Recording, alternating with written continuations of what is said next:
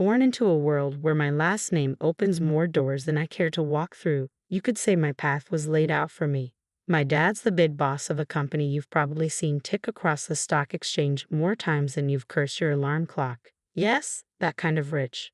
But if you're expecting tales of a golden girl draped in designer clothes and sipping champagne for breakfast, you've got the wrong story. I always kept it real, feet firmly on the ground.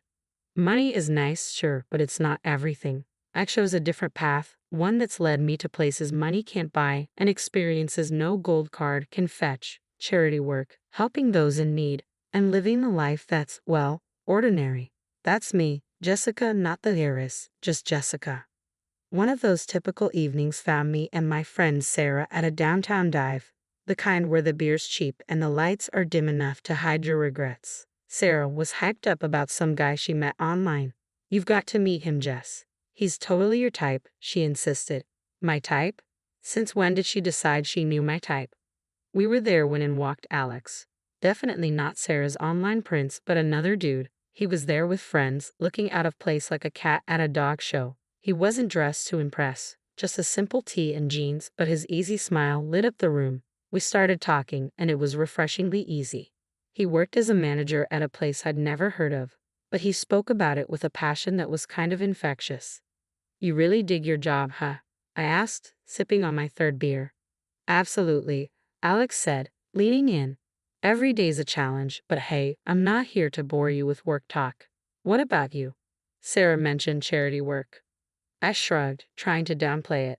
Yeah, a bit of this and that, just trying to do my bit, you know? That's cool. Really cool, he said, genuinely not trying to impress me but meaning it. The night rolled on, and Alex and I stuck together, chatting about everything and nothing. It was refreshing to talk to someone who wasn't trying to sell me on an investment or brag about their latest acquisition. As the night wound down, Alex got this look like he was working up to something. Hey, Jessica, I know this is kind of forward, but would you want to grab dinner with me sometime? Just us, he asked. I felt a mix of surprise and excitement. Sure, I said, trying to sound cool. I'd like that. On the way home, Sarah was all giggles. I told you so. I just smiled, thinking about the evening. Alex was a breath of fresh air in my often too stale world. Little did I know how much things were about to change. Soon, going out turned into hanging out at each other's places. Mostly my cozy apartment because Alex's roommates were a circus and a half. One evening, sprawled on the couch after devouring what might have been the world's most average taco pizza, Alex turned to me, his eyes serious but his tone light. Jessica, how do you feel about making this a more permanent arrangement? He asked, crumbs still clinging to the corner of his mouth. I raised an eyebrow. You proposing we split a Netflix account or something more along the lines of eh? He chuckled, brushing off the crumbs. Well, I was thinking more like a life together. But hey, we can start with Netflix. The simplicity of it, the straightforwardness, no grand gestures or dramatic backdrops, just us in our element. It felt right. Alex, if you're asking what I think you're asking, yes, 1,000 times yes. And just like that, with the aroma of cheap pizza as our witness, we decided to tie the knot. It was swift, sure, but when you know, you know. Telling our families was the next hurdle. My folks, always about the as long as you're happy mantra, were put to the test. Dad, with his business empire, and Mom, the socialite, had visions of me settling down with someone more in our circle. I broke the news over dinner, the fancy kind where you're not sure which fork to use for the salad. Mom, Dad, I'm getting married to Alex, I said, the words tumbling out in a rush. Dad paused, fork midair. Alex, the manager chap? Well, that's quick. Mom smiled a bit too tightly. Dear, are you sure? This is rather sudden, isn't it? But I was firm. Yes, I'm sure. He's amazing, and we're really happy together. Their skepticism was palpable, but so was their love. Well, if he makes you happy, darling, Mom conceded, and Dad nodded in agreement. Alex's folks were a whole different ballgame. We went over to their place, a cozy little house that always seemed to smell like fresh cookies or something equally comforting. Judy and Martin welcomed me like I'd always been a part of the family. Alex tells us you're setting a date, Martin said, passing me a plate of those infamous cookies. Yes, we're thinking sooner rather than later. Small ceremony, nothing fancy. I replied, trying to gauge their reaction. Judy beamed at me and said, Oh, sweetheart, that's wonderful. We're just thrilled for you both." Their warmth was enveloping, a stark contrast to the cautious optimism of my own parents. It was clear from the start that our worlds were different, but the common ground was the genuine happiness they felt for me and Alex. When it came to planning the wedding, we were on the same page. Keep it simple, keep it us. A small ceremony with close friends and family, and an open bar because, as Alex put it, if we're doing this, we're making sure everyone's having a good time. That's how it went down. A swift engagement, not out of haste, but because everything just clicked into place. Amid the whirlwind, there were quiet moments between us that said, we're doing the right thing. And we really were. Living with Alex started off as everything I'd hoped for and more. We were like two peas in a pod, carving out our little corner of the world in that cozy modern apartment I had rented. It was ours, filled with love, laughter, and a ton of takeout containers because, let's face it, neither of us was winning any awards in the kitchen. It wasn't long before I began to notice how Alex's parents, Judy and Martin, had a way of dropping hints about things they liked or needed whenever they visited. At first, it was subtle, almost charming. "Oh, Jessica, that's a lovely coffee maker. It must make mornings a breeze," Judy would say, eyeing our shiny new appliance with a gleam in her eye. Or Martin would remark, "This sofa is just divine. Our old one's been giving me a right pain in the back." Wanting to be the good daughter-in-law, I'd surprise them with gifts, a coffee maker for Judy, a comfortable new sofa for their living room, and so on. Their initial reactions were always the same, a mix of surprise and a touch of guilt. "Oh, Jessica, you shouldn't have. This is too much," Judy would exclaim, her hands fluttering to her chest. But as humans often do, they quickly adapted. Those initial protests faded, replaced by increasingly bladed hints like a brick through a window. "Dinner at your folks' place was lovely, dear. Did you see that new TV they have? Crystal clear. Ours is practically ancient," Alex would relay, oblivious to the shift in tone. One evening, after I had splurged on a not-so-small fortune for a fancy new TV for them, Alex and I were curled up on the couch, my head resting in his lap. "They really love the TV, babe. You're amazing, you know that," he said, his fingers running through my hair. I sighed, feeling the weight of their expectations starting to press down on me. "Alex, do they expect us to keep doing this? It's getting a bit much, don't you think?" He paused, his hand halting mid-stroke. "What do you mean? They're just happy, that's all." "Happy or taking advantage?" I pushed back, sitting up to look at him. "It feels like we're their personal shopping service." Alex looked taken aback, his brow furrowing. "They're not like that, Jess. They're just not used to nice things, that's all." "But where does it end, Alex?" I argued, frustration creeping into my voice. "It's like they've got a taste for it now, and they're not looking back." The conversation ended with an uneasy truce, but it was clear we were on different pages. Judy and Martin's gratitude had turned into entitlement, and it was straining our relationship. Straining me. I loved Alex, but I wasn't about to become a bottomless ATM for his parents. When my dad's company hit the skids, it felt like the rug was yanked out from under my feet. That cushy life, poof, gone. And with it, the whole dynamic of our relationship took a nosedive. The shift wasn't gradual. It was like flipping a switch from daylight to darkness.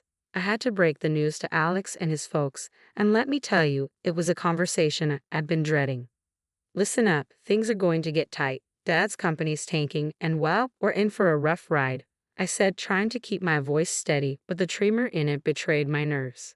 Alex's reaction was a gut punch. "You're kidding me, right? What do you mean things are going to get tight? You're telling me we can't live like we used to because of your dad's mess?" His words were like ice, and for a moment, everything felt frozen in place. I wished the floor would swallow me whole. Judy and Martin's faces were no better, disappointment barely masked. "This is quite the situation you've put us in, Jessica," Martin said, his tone dripping with reproach. Just like that, the warmth and camaraderie we once shared evaporated, replaced by a cold expectation that I was somehow to blame for my family's financial downturn. Moving in with them was dressed up as a temporary solution, but our once independent life was swapped for a guest room that felt more like a cell in a house where we were clearly seen as a nuisance. The atmosphere was charged with tension, each day a reminder of how I'd somehow failed them. "We're cutting back on everything because of this," Judy would remind me sharply as she served dinner, which was a far cry from the lavish meals we used to enjoy. Martin was always quick with a comment on saving costs. Make sure those lights are off. We're not running the charity here, he'd say. But Alex was the hardest to bear. The man I had married seemed to have vanished, replaced by someone who saw me as a letdown. Can't you do something? Talk to your dad. It's like you don't even care that we're living like this, he'd snap, anger flaring over the smallest things. Our conversations, once easy and filled with future plans, had become minefields. Every word I said felt like a potential trigger for another outburst. I thought marrying you meant security, not this. This struggle, he'd throw at me during arguments, his words slicing through me. It was clear we weren't just dealing with financial stress. This was a test of our relationship, a revelation of true colors under pressure. I was stuck in the middle, battling disillusionment from my husband and his parents while grappling with my own sense of failure. Judy's birthday dinner was supposed to be a cozy family affair at an upscale restaurant, a break from the constant tension. Instead, it turned into the showdown of a lifetime. I should have seen it coming, given how things had been going at their place. We were all seated, menus in hand, and I was doing my best to keep the peace and blend into the background. That plan was obliterated the moment the orders started flying. Alex, with a grin that made my skin crawl, said, "Let's get the steak and lobster for us," shooting me a look that was equal parts smug and cruel. Jessica can stick with the soup of the day. Got to save where we can, right? The table erupted in laughter like he'd just delivered the best joke they'd ever heard. Judy chimed in, "Absolutely can't have Jessica overspending now, can we?" I felt a surge of heat, pure fury, not embarrassment. "Really? Soup? Is this some kind of sick joke?" My voice was sharper than I'd intended. "Oh, come on, Jessica, it's just a bit of fun," Alex said, his smirk still firmly in place. That was when I lost it. Fun. This is your idea of fun. When the chips are down, you just show how petty you really are. I can't believe I fell for your act. The entire restaurant went silent, all eyes on us. I didn't sit back down. Keep your fancy dishes and pathetic jokes. I'm out. I stood up so abruptly that my chair nearly toppled over, the noise echoing and drawing more attention. Alex reached out, trying to play peacemaker. "Jessica, don't. Let's not make this a scene." "A scene? You think I care about making a scene after that stunt? This is about respect, something you clearly have none of." I yanked my arm free and headed for the exit, the weight of their stares heavy on my back. Stepping out into the night felt like breaking out of prison. My phone was blowing up. Alex, no doubt, trying to do damage control. I ignored the buzzing of my phone, my mind made up. I drove back to their place, a storm of emotions brewing inside me. How had things soared so quickly? Alex and I had been a team, or so I thought. That dinner had been a slap in the face, a wake-up call I couldn't ignore. Back at the house, I packed my bags with a speed fueled by frustration. Each folded shirt felt like a reminder of the life I was leaving behind. It wasn't just about leaving a place, it was about walking away from a relationship that had shown its true colors. I turned off my phone, cutting off the barrage of messages. The silence that followed was eerie, but welcome. That night wasn't just the end of a disastrous dinner. It marked the closing of a chapter I had no interest in revisiting. After the chaos of Judy's birthday dinner, I found myself driving to my parents' house. The night was quiet, a stark contrast to the storm raging inside me. By the time I pulled into their driveway, my decision was clear. I needed sanctuary, but more than that, I needed advice, something only my dad could offer. Walking into the house, the familiar surroundings were both comforting and jarring. Mom was asleep, but Dad was in his study, surrounded by papers that seemed less important the moment I walked in. "Jessica, what are you doing here at this hour? Is everything okay?" he asked, standing up with a look of concern. I took a deep breath and let the events of the evening pour out in a flood. I told him about the dinner, about Alex and his parents, and how I felt reduced to nothing more than a source of income for them. Dad listened in silence, his expression hardening with every word. When I finished, he sighed, a sound heavy with years of experience and a hint of sorrow. "Jessica, I saw this coming. I just hoped I was wrong," he said, his voice steady but filled with empathy. "How could I have been so blind, Dad? I thought Alex and I were different," I said, feeling the weight of my naivety. He walked over and put an arm around my shoulders. "You wanted to see the best in him, in them. There's no fault in that. But people show their true colors in tough times. It's a hard lesson, but an important one." I nodded, letting the reality of Dad's words sink in. "But what do I do now?" I asked. I can't go back there. You'll stay here for now, he said, his confidence a steadying force for my frayed nerves. As for the rest, we'll figure it out together. Then he dropped a bombshell that took me by surprise. You know, the company situation isn't as dire as it seems. We're actually on the verge of a breakthrough. It was all a strategic move to weed out the opportunists. I stared at him, stunned. So you mean to say we're not broke? He chuckled, a sound that was part relief, part amusement. Far from it. But it was crucial to see who would stick around when times got tough. Unfortunately, Alex and his family revealed their true colors. The revelation was overwhelming. My anger toward Alex and his parents was now tinged with a sense of vindication. They had shown their true motives, freeing me from a future of manipulation and deceit. Dad, I don't know whether to be relieved or furious, I admitted, my emotions in turmoil. Both is okay, he said, grounding me. But remember, this experience has taught you something invaluable about people and their intentions. Use it. Learn from it. The next day, walking up to Judy and Martin's house felt like heading into the lion's den. I was braced for a confrontation, but nothing could have prepared me for the cold reception I received. Alex was there, divorce papers in hand, with a look of triumphant disdain. Here you go. Let's get this over with, he said, practically shoving the papers at me. His parents loomed behind him, barely containing their glee at finally ridiculing the freeloader. Judy snickered while Martin nodded in agreement, a smug smile plastered on his face. Alex joined in. Turns out you're just an ordinary dummy without your daddy's money. Thought you'd cry, but guess what? We don't need a tearful mess around here. Their words stung, but not in the way they had hoped. I felt a bizarre mix of anger and liberation. I looked at the papers, then at them, and without a word, signed where needed. Their smiles widened, thinking they had won, but I had the last laugh. I pulled out a newspaper from my bag and slapped it down on a table with more force than necessary. Thought you might find this interesting, I said, my voice dripping with unrestrained satisfaction. The headline screamed about my dad's company making a monumental comeback, profits soaring higher than ever. Watching their faces drain of color was a sight I'd pay to see again. Judy and Martin's smugness vanished, replaced by shock and then desperation. Alex's arrogance crumbled, leaving him looking like a child who'd just lost his favorite toy. Judy suddenly switched gears, stepping toward me with arms wide open. Oh, my sweet girl, it's all a big misunderstanding. Let's hug it out. Martin, ever the opportunist, chimed in. Let's not rush things. Sit down, have a coffee, and we can talk this through. And Alex. Oh, Alex. Was the picture of regret.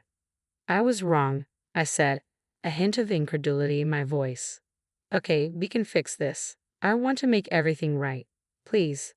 Their sudden change of heart was almost comical. Almost. I couldn't help but laugh, a deep, hearty sound that felt surprisingly cleansing. You three are something else, you know that.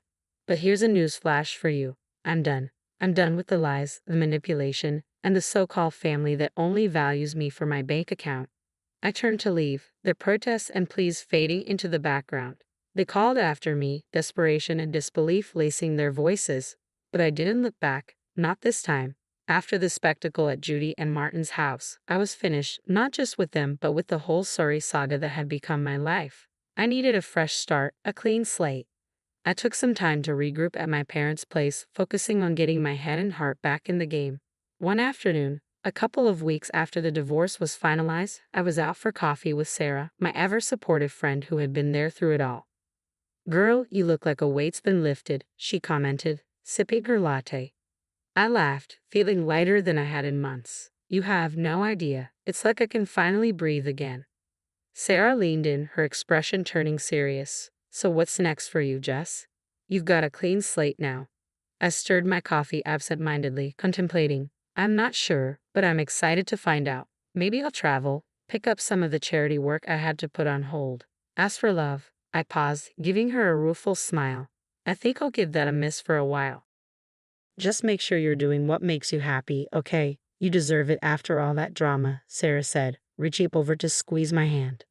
Thanks, Sarah. That's the plan. Not long after that conversation, my phone started buzzing with calls and messages from Alex. He was pleading, saying he'd changed and that we could start over. His parents even joined in, sending messages filled with apologies and invitations to talk things over. Sitting in my room, phone in hand, I couldn't help but laugh at their sheer audacity. It was almost admirable. Almost. I typed out a response I'd been mulling over for days. Moving on means moving forward, not going back to what broke you. I wish you all the best, but this is where our path ends for good. Take care. Hitting send felt like closing the final chapter of a book I'd been stuck in for too long. Just like that, I was ready to start writing a new one. The next few months were a blur of activity. I threw myself into my work, took up volunteering with a vengeance, and even booked a solo trip to a place I'd always wanted to visit.